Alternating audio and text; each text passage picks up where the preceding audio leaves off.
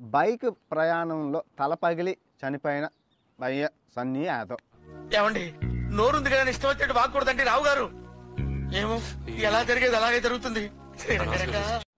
Moto vlogger చనిపోయాడు అనేసి అంతేనా? ఫీల్ అవుతున్నారు కదా, బాధపడుతున్నారు కదా. ఎంత మంచి వార్త తెచ్చావురా.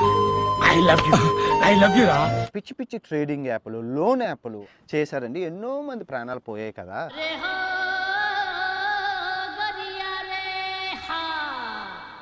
సో మనం బూతులు ఆడేమనుకో కొందరు అంటారు ఆడే బూతునా కొడుకురు అని చెప్పి పోతాం. బూతులు కాదు అక్కడ మండింది అంటే ఎస్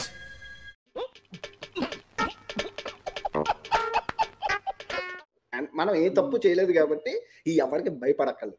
కరెక్ట్, ఇది కరెక్ట్ గా చెప్పావయ్యా. ఎందుకు తప్పు అంటారు? సమాజంలో ఒక దొంగ ఉన్నాడు, వాడిని దొంగ నా కొడుకు అని చెప్పడం తప్ప? అయ్యో రామా, నాకు ఐడియా తక్కువ లేదండి.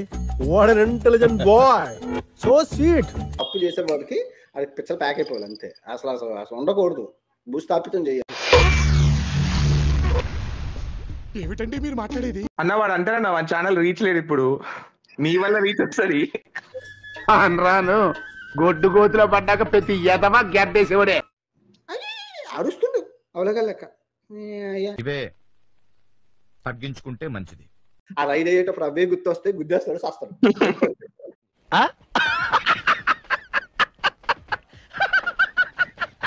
సైకిల్ మీద వెళ్ళేటప్పుడు నలుగురు ఉన్నారు ఇప్పుడు, వాళ్ళకి వద్ద నాకు పంచదార వేసు.